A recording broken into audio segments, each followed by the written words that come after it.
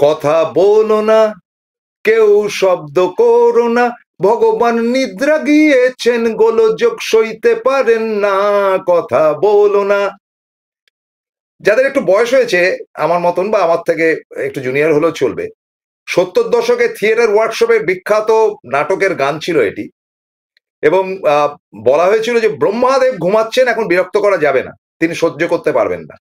কিন্তু আজকে আমাদের যেটা ব্যাপার সেটা হচ্ছে গিয়ে, আমাদের এই দেবতার নাম হচ্ছে গিয়ে অ্যাবসলিউটলি গণতন্ত্র। এবং গণতন্ত্র এখন ঘুমিয়ে পড়েছে। বর্তমান সরকার তাকে ঘুম পাড়িয়ে দিয়েছে, এবং সরকার তাকে ঘুম পাড়িয়ে দিয়ে বলেছে কথা বলো না, কেউ শব্দ করো না। এই শব্দ করো নাটা আপনাকে বলছি, আপনাকে বলছি, ভগবান নিদ্রা গিয়েছেন, গোলযোগ সইতে পারেন না। তাই এই ভগবানকে মোটামুটি কন্ট্রোল করছেন, মানে গণতন্ত্রকে কন্ট্রোল করছেন মোটামুটি এই তথাকথিত হিন্দুত্ববাদীরা।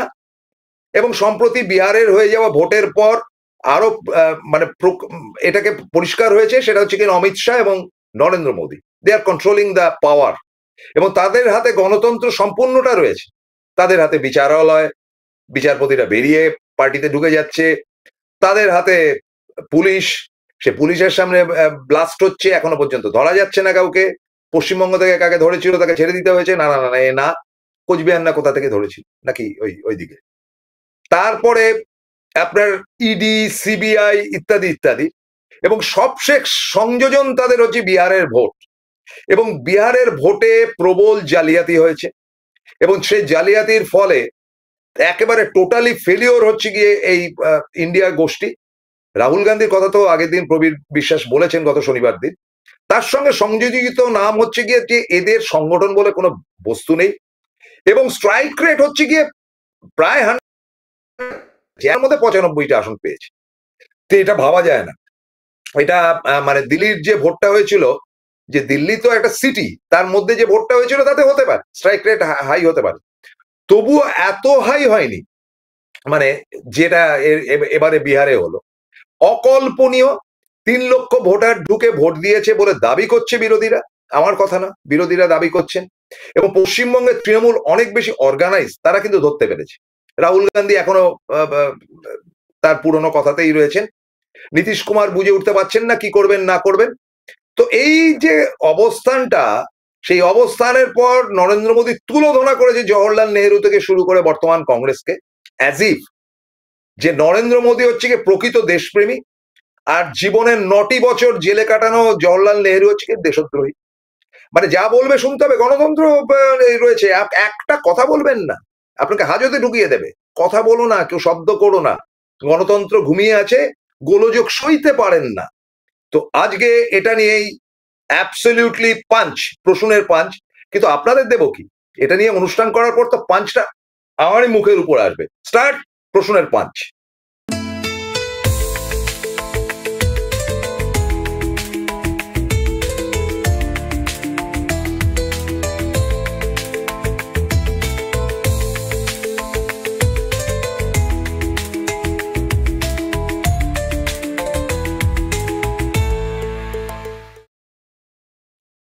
শুনলাম প্রবীণ সাংবাদিক, অ্যারাউন্ড 70 ইয়ার্স, সুমন চট্টোপাধ্যায়, যিনি নাকি বাংলা স্পিয়ার চালান, শুনছি মানে একটা গুঞ্জন বাজারে বেরিয়েছে, তিনি নাকি এবার বিজেপির হয়ে ভোটে দাঁড়াচ্ছেন। বাবা, সেটা তো জানতাম না। তার কারণটা হচ্ছে যে সুমনদার সঙ্গে আমার যথেষ্ট ভালো আলাপ পরিচয় রয়েছে, দারুণ লিখিয়েছিলেন তিনি যখন সাংবাদিকতা করতেন, অসাধারণ তার সাংবাদিকতা ছিল। এবং সেটা আমার মানে মনে আছে, বুধবার না বৃহস্পতিবার দিন লেখাটা বেরোতো, এবং আমি পারতপক্ষে সেটা পড়তাম। তারপরে তার সামনাসামনি দেখা হয়েছিল দুবার। একবার তো দেখা হয়েছিল আপনার মমতা বন্দ্যোপাধ্যায় 2018-তে তিনি যখন দার্জিলিং যাবার মানে সেই ক্যাবিনেট মিটিং করলেন দার্জিলিং এ, সেইবারে দেখলাম যে সুমন চট্টোপাধ্যায় হাজির হচ্ছেন 2018-তে, হাতে হাতে কেক। এবং আমার সাক্ষী রয়েছেন কিংসুক প্রামাণিক, যিনি চিফ রিপোর্টার অফ সংবাদ প্রতিদিন। আমার সাক্ষী রয়েছে রাজাময় মুখোপাধ্যায়, যিনি এখন বাংলার সাংবাদিক বা এডিটর। আমার সাক্ষী রয়েছেন দেবাঞ্জন দাস, যিনি বর্তমানের চিফ রিপোর্টার। সুতরাং সাক্ষী আমার প্রচুর রয়েছে। তিনি কেকটা নিয়ে মমতা বন্দ্যোপাধ্যায়কে বললেন যে তুমিই তো প্রধানমন্ত্রী হচ্ছ ইত্যাদি ইত্যাদি। তারপরে তো তার জেল যাত্রা ইত্যাদি। তো জেল যাত্রায় মমতা বন্দ্যোপাধ্যায় সব ফ্যাকড়া কাঁধে নিতে চাননি বোধহয়। তিনি এখন দিবারাত্র গালাগাল করছেন এবং গালাগালটা ধাপে ধাপে ধাপে ধাপে সেটা গিয়ে পৌঁছেছে বর্তমানে ব্রাত্য বসুর উপর, এবং ব্রাত্য বসুকে তিনি ভৃত্য বসু বলছেন। তো সেটাকে আচ্ছা করে ডোজ দিয়েছেন কিন্তু আমাদের কুণাল ঘোষ। তবে আজ না, আগামীকাল রাত 8টার সময় প্রবীর বিশ্বাস এই সমস্ত ঘটনাটা নিয়ে আসবেন, and that will be a very excellent programme. আবারও বলছি যে জেলে যাওয়া মানেই কিন্তু মানে দেশের জন্য লড়াই করে জেলে যাওয়া না, সে টাকার ব্যাপার ছিল, কি কি চিট ফান্ডের ব্যাপার ছিল আর কি। মানে ব্যাপারটা এত নক্কারজনক। তা তিনি অনেকদিন ছিলেন, আর তাকে আবার এখানে পশ্চিমবঙ্গে রাখাটা রিস্ক মনে করেছিল বলে তাকে ইয়েতে আপনার উড়িষ্যার জেলে গিয়ে থাকতে হয়েছিল। এখন জেল ফেরত ব্যাপার, এখন জেল থেকে ফিরলেই লম্বা চওড়া লেকচার মারা শুরু হয়, অ্যাজ ইফ দেশপ্রেমী হিসাবে তো ওই জওহরলাল বা বল্লভভাই প্যাটেলের সমতুল্য হয়ে যান। তো তিনি সেরকম ভাবেই এখন বড় বড় লেকচার ঝাড়ছেন। তা আমি বলি যে তিনি কি ভোটে দাঁড়াচ্ছেন, এরকম একটা গল্প হচ্ছে। যদি তার ক্ষমতা থাকে এটার উত্তরটা দেবেন। হাউএভার, আমি চলে আসছি গণতন্ত্রের জায়গায়। দেখুন, একটা ছোট্ট ঘটনা বলে আপনাদের অনুষ্ঠানটা শুরু করছি। সেটা হচ্ছে যে বিহারের ভোটের ফলাফল যেদিনকে বেরোল, অবশ্য বিহার নিয়ে আমরা ইতিমধ্যে গত শনিবার দিন অনুষ্ঠান করেছি, সেটা আপনারা পারলে দেখে নেবেন। নতুন করে তর্ক বিতর্কের ব্যাপার নিয়ে পরে আসছি সে বিষয়ে। বিহারের ভোটের রেজাল্ট বেরোবার সঙ্গে সঙ্গে আমি যে অঞ্চলে থাকি, দমদম পার্ক, বাঙ্গুর এভিনিউ, পাশে লেকটাউন, মানে সুজিত বোসের এলাকা, আপনারা কল্পনা করতে পারবেন না প্রচন্ড পরিমাণে বোমা ফাটতে শুরু করলো, এবং আ সেকশন অফ মারওয়ারিজ, মানে মারওয়ারি সেকশন, তারা বোমা ফাটাচ্ছে এবং লাড্ডু বিতরণ করছে এই লেকটাউন থানার আন্ডারে থাকা জায়গায়। এবং আমি অবাক হয়ে যাই যে তারা ঘুরছে এবং উল্লাস করছে, এবং রাত্রিবেলা বাইক বাহিনী এই ভিআইপি রোডের উপর হই হই করতে করতে গেছে। এক বৃদ্ধ অটো থেকে নেমেছিলেন, তার গায়ে গুঁতো লাগাতে তিনি একটা কাঁচা মেরেছেন আর কি। সঙ্গে সঙ্গে তাকে ঘিরে ধরে, যে জানতে হো হাম লোগ আ রা হ্যায়, তুম লোগো কো সিধা করেঙ্গে। শান্তি ছেলের দল, তারা বাংলাটাকে দখল করবার জন্য আগামী দিন এই বিজেপি। দেখুন, বিহারের জেতার মধ্যে আমি আলাদা কোনো ক্রেডিট পাই না, কারণ এটা গোবলয়ের মধ্যে পড়ে। This is Paschimbanga, Bangla. এবং বাংলা জায়গা থেকে জয়ন্ত ঘোষালকে ধন্যবাদ, তিনি এক্সেলেন্ট কথাটা বলেছেন যে বাংলা বাঁচাও বা বাংলা ইত্যাদি ইত্যাদি নানান যে সংগঠন হয়েছে, প্রয়োজন নেই। কারণ বাংলা পার্টি বলতে ওই সিপিএম, সিপিআই ইত্যাদি বামফ্রন্ট, এরা বাঙালি, আর মমতা বন্দ্যোপাধ্যায়ের দল তৃণমূল বাঙালি, এছাড়া সব কিন্তু অবাঙালি পার্টি। হ্যাঁ, কংগ্রেসও তো কন্ট্রোল বাই দিল্লি, আমি সেটাকে বাঙালি পার্টি বলতে রাজি নই, কিন্তু ঠিক আছে, এখানে তো কংগ্রেসের তাবৎ তাবৎ নেতারা ছিলেন, প্রণব মুখার্জি ছিলেন, সোমেন মিত্র ছিলেন, ঠিক আছে। কিন্তু বিজেপি অ্যাবসলিউটলি, আমি তো জানি না যে বিহারের ভোটে জেতার পর মারোয়াড়িদের উল্লাস করার কি আছে। মমতা বন্দ্যোপাধ্যায় ভাবুন ব্যাপারটা, এবং তাদের উল্লাসটা রাত্রিবেলা বাইকে করে, মানে মদ খেয়ে বাইকে করে পুরো ভিআইপি রোডের, এখানে ফ্লাইওভার আছে আমাদের দমদম পার্কে, যেটা গিয়ে শেষ হচ্ছে বাগুইয়াটি ছাড়িয়ে, তার উপর দিয়ে পুরো দস্তু। অবশ্য পুলিশ পরে সেগুলোকে ধরেছিল। তো এদের কাপ্তানি এই অবস্থায় হয়েছে বিহারের ভোটের পর। আপনারা ভাবতে পারেন কি বারবারন্ত। বাংলা বাংলা থাকবে না, আপনাদেরকে বলে দিচ্ছি। এদেরকে যদি শায়েস্তা না করতে পারে, এবং একযোগে, আপনি যে কোনো রাজনৈতিক দলের হন, আপনি যদি বিজেপিরও হন, আপনি যদি বাঙালি হন, আপনার মাথা ভেঙে খাবে এই মারোয়ারিজ। এবং এই হিন্দি বলা এখানে এসেও ঢুকবে। বাংলাকে কিন্তু ব্রিটিশ টাইমেও বলুন, ব্রিটিশের পরেও বলুন, বাংলাকে দখল করতে পারিনি। গণতন্ত্রকে পায়ে দলিয়ে মিশিয়ে এই অগণতান্ত্রিক জায়গাগুলো তারা বলছেন কথা বলো না, শব্দ করো না। হ্যাঁ, ভগবান নিদ্রা গিয়েছেন, গোলযোগ সইতে পারেন না, part 1 from Marwari section, the days are coming. ভাবুন, ভাবুন উত্তরবঙ্গের রিফিউজি, আমিও রিফিউজি, যারা এসছিলেন, ভাবুন উত্তরবঙ্গের বাকি যারা রয়েছেন বিভিন্ন প্রান্ত থেকে, যে কাদেরকে ভোট দিয়ে কাদেরকে আনছেন। এটা বাংলা থাকবে না, এটা হিন্দি স্থান হয়ে যাবে। হ্যাঁ, হিন্দিংলা হবে, হিন্দিংলা, বাংলার নাম চেঞ্জ করে হিন্দিংলা করবে রাজবংশীরা। ভাবুন, আপনার নাম কাটা যাবে দুদিন বাদে এসআই এর। কি ঘটনা ঘটেছে বিহারে আপনারা ভুলে যাবেন না। এবং সর্বোপরি আমি বলতে রাজি আছি যে মতুয়া ভাই বোনাদের, হ্যাঁ, তারা কিন্তু সংগ্রামে নেমেছে, তারা কিন্তু প্রতিবাদ শুরু করেছেন। কিন্তু প্রতিবাদ ওখানে করলে হবে না যে আমাদের মুসলমান তারা দিছে, সুতরাং মুসলমান গো মারো। মুসলমান হিন্দু বলে কোনো ব্যাপার নেই। এটা বাংলা, বাঙালি হবার চেষ্টা করুন। মারোয়ারিদের হাতে যদি যান, কুত্তা বিল্লের মতন অবস্থা হবে। এত বড় কথা বলছি, এগুলো যে কি জাতের শান্তির ছেলে জানেন না। আজকে ভারতের স্বাধীনতা সংগ্রামে একটা মারোয়ারির নাম বলতে পারবেন? হ্যাঁ বলতে পারবে, বলতে পারবে। বিড়লার নাম বলতে পারবে, বিড়লা জেল খেটেছিল মহাত্মা গান্ধীর ডাকে। আর রাজস্থানের লোক আর মারোয়ারি কিন্তু মেশাবেন না। রাজস্থানে কিন্তু রাজপুতরা থাকে, তারা চিরকাল রক্ত দিয়েছে। রাজপুতেরদের কিন্তু মানে আর্ম ফোর্সে পর্যন্ত তাদের গ্রুপ রয়েছে। দেয়ান মারোয়ারিস, মারোয়ারি হচ্ছে মারোয়ারের থেকে আসা যারা, তারা মানে রাজস্থানে কিচ্ছু করতে পারে না। গুজরাটে গিয়েছিল, ঘেটি ধরে বের করে দিয়েছে। তারা অন্য কথা বলে না, তাদের আদত জায়গা হচ্ছে পশ্চিমবঙ্গ। আজকে যান বড় বাজারে, একদম তাদের যে ব্যবসা চলছে সারা পশ্চিমবঙ্গকে দমিয়ে রেখেছে। এই তো আমাদের ভিআইপি রোডের উপর আমি বলছি আপনাদের, বলরাম মল্লিকের যে মিষ্টির দোকান, যেটা পশ্চিমবঙ্গের ওয়ান অফ দ্য বেস্ট, তার পাশেই হলদিরাম ফাটিয়ে ব্যবসা করছে বলরামের দোকান বন্ধ হওয়ার মুখে। লজ্জা করে না আপনাদের? কাদেরকে তোল্লাই দিচ্ছেন? কোন শান্তির ছেলে এরা? এরা দাপট করবে, আমাদের সহ্য করতে হবে আর বলতে হবে কথা বলো না, কেউ শব্দ করো না, ভগবান নিদ্রা গিয়েছেন, গোলযোগ সইতে পারেন না। আমি তো মশাই পারবো না, আমার বয়স হয়ে গেছে, দুদিন টসকে যাবো, জেলে ঢোকাবে। But I must protest. ভাবতে শিখুন আমার প্রিয় দর্শক, ভাবতে শিখুন। যিনি বিজেপি করেন তিনিও ভাবতে শিখুন যে আপনার ভবিষ্যৎ বলে কিচ্ছু নেই।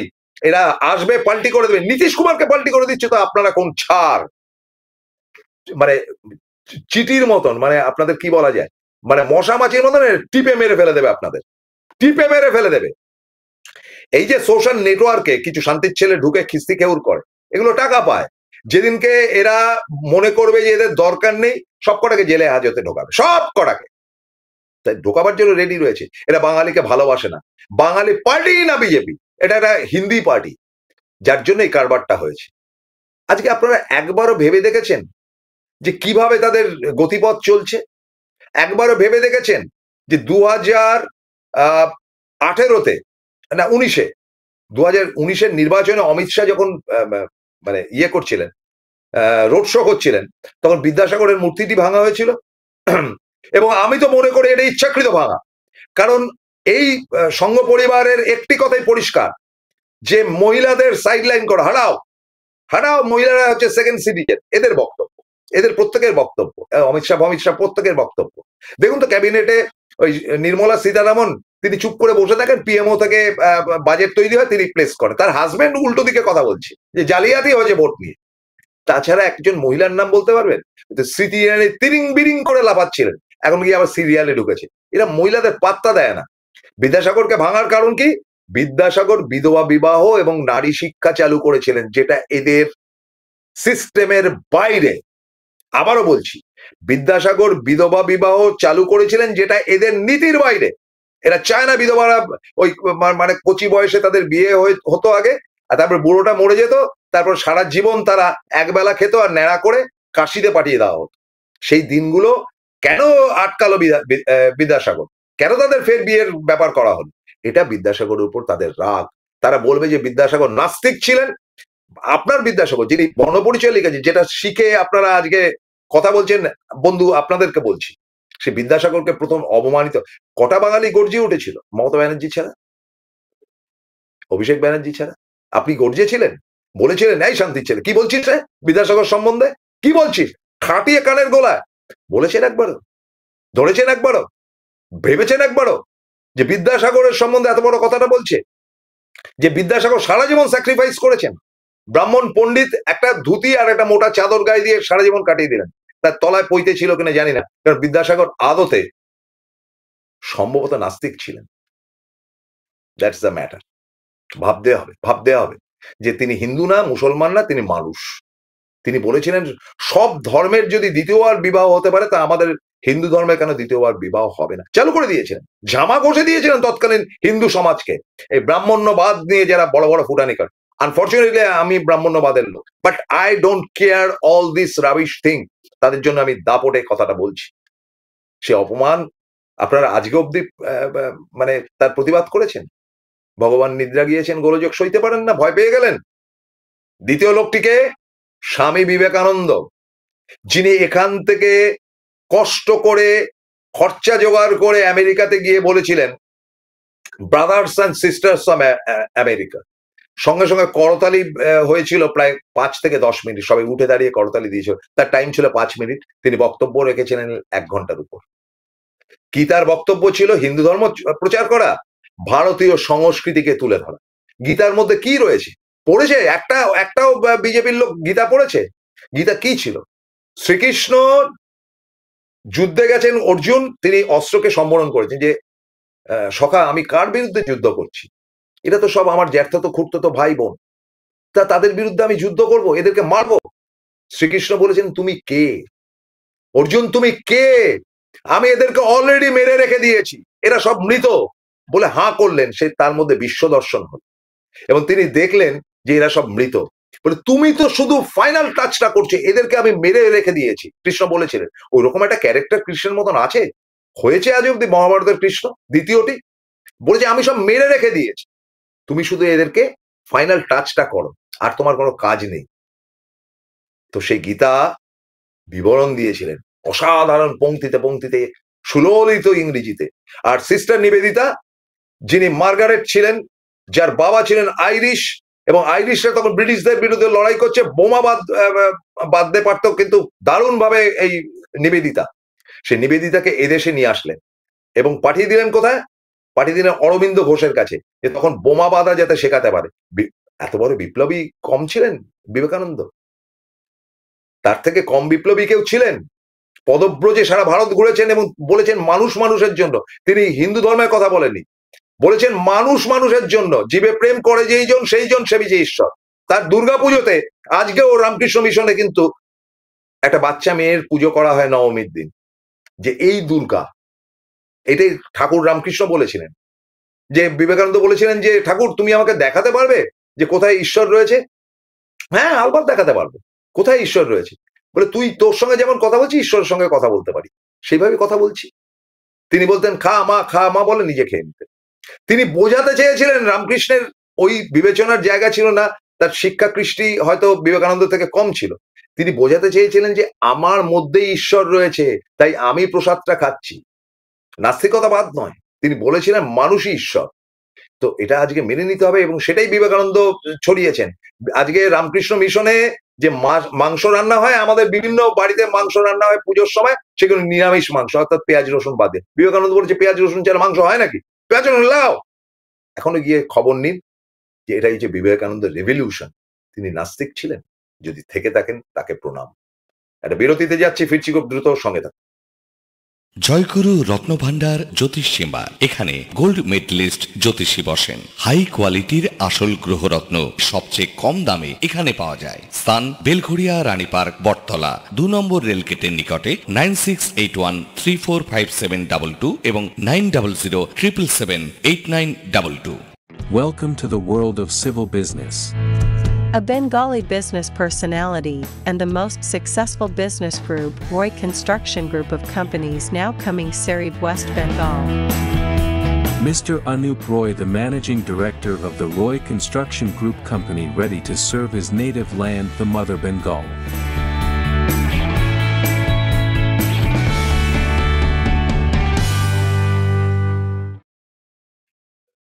ফিরলাম বিরতির পর।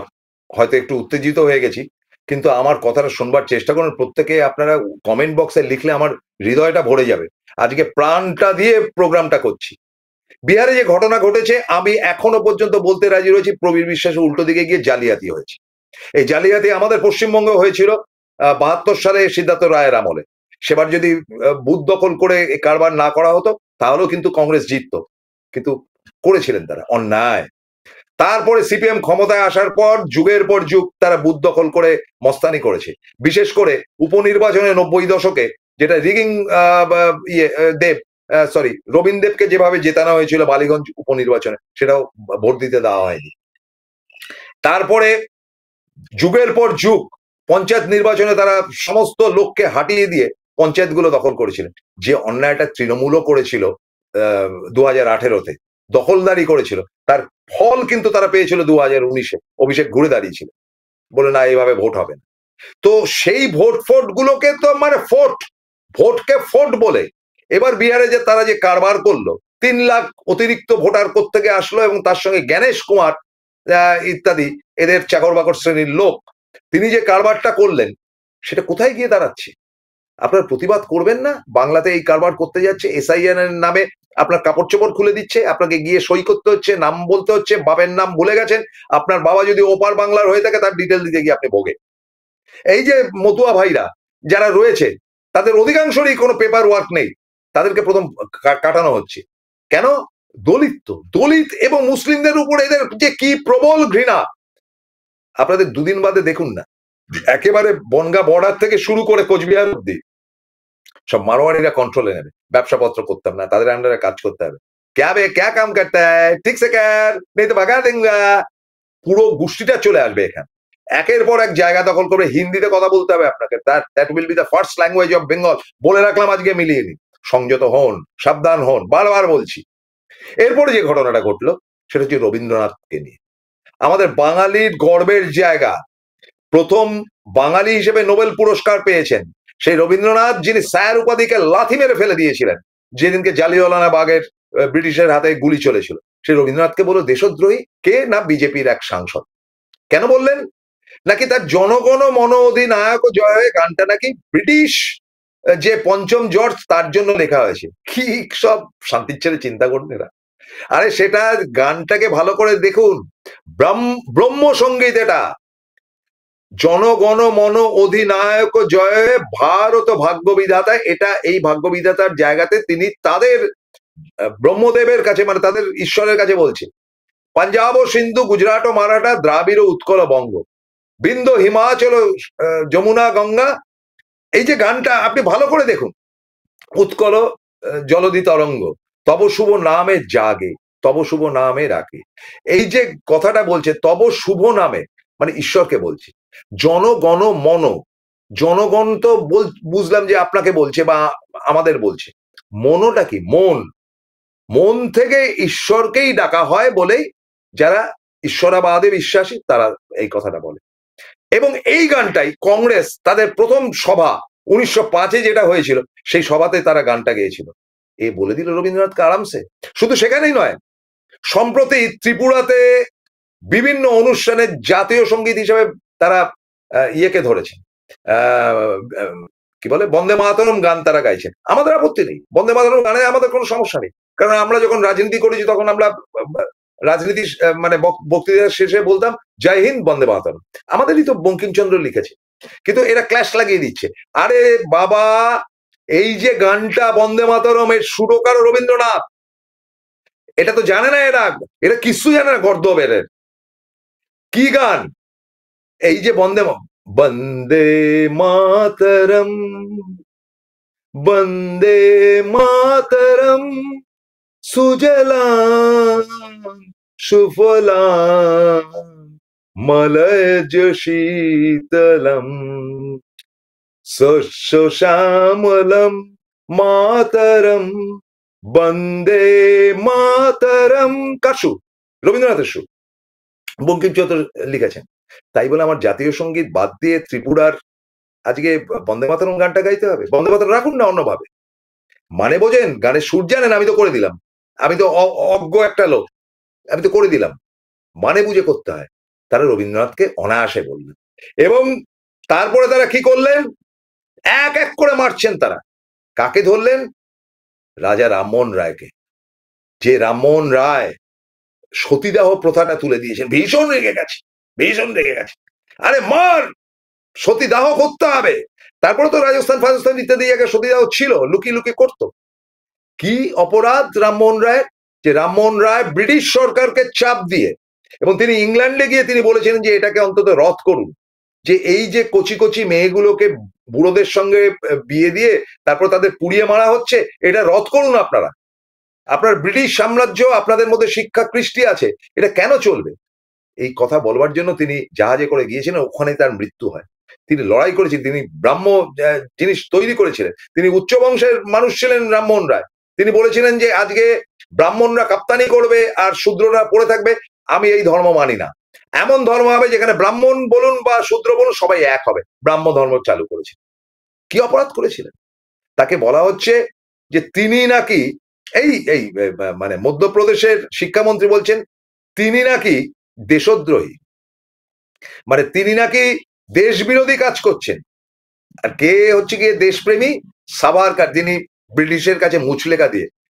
এই যে কথাগুলো বলছি আপনাদের, আপনারা ভাববেন না যে কোথায় যাচ্ছে? বাংলার বাঙালিরা আন্দোলন করেছে, সে নকশাল আন্দোলন বলুন, স্বাধীনতা সংগ্রাম বলুন, নেতাজি সুভাষ বলুন। এই বাংলা থেকে আপনারা জানেন যে রবীন্দ্রনাথ ঠাকুর তিনি একসময় কংগ্রেস দলটাকে চালিয়েছিলেন যখন সবাই জেলে। তিনি মহাজাতি সদনের ভিত্তিপ্রস্তর স্থাপন করেছেন, যেটা কংগ্রেসের আখড়া আজও। আপনারা জানেন যে তিনি বাঁধ ভেঙে দাও, বাঁধ ভেঙে দাও, বাঁধো, এটা পুরো ব্রিটিশের বিরুদ্ধে যে গানটা ব্যান হয়ে গিয়েছিল। এরা জানে কিছু? এটা জানে না। সুতরাং এরা অপমান করে চলেছে আমাদের সেরা বাঙালিদের। এমনকি সৌরভ গাঙ্গুলিকে ঘেটি ধরে ভারতীয় ক্রিকেট বোর্ড থেকে তাড়িয়ে দেওয়া হয়েছে। আমাদের সেরা বাঙালিদেরকে তারা এই অবস্থা করেছে। এই BJP party, Hindi party, Hindustan তারা দেখাচ্ছে, হিন্দি, হিন্দুস্তান, হিন্দু। আমি বলি আজকে প্রতিজ্ঞা করুন বন্ধু, যে ভারতবর্ষের যা খুশি হোক না কেন, আমরাই আমাদের বাংলাটাকে জয় বাংলা বলবার আগে গণতন্ত্রকে বাঁচিয়ে তুলি। গণতন্ত্র ঘুমিয়ে পড়েছে। কথা বলো না, শব্দ করো না, ভগবান নিদ্রা যাবেন, গণতন্ত্র নিদ্রা গিয়েছেন, গোলযোগ সইতে পারেন না। গণতন্ত্রকে ডেকে তুলুন। এই দায়িত্ব একসময় ব্রিটিশের বিরুদ্ধে লড়াই যেমন সিরাজদৌল্লা শুরু করেছিল, তারপর সারা ভারতে ছড়িয়ে পড়েছিল, ব্রিটিশরা পালাতে বাধ্য হয়েছিল। সে আন্দোলন আবার শুরু হোক, এই আবেদন রেখে আজকের মতো শেষ করছি। নমস্কার, আদাব।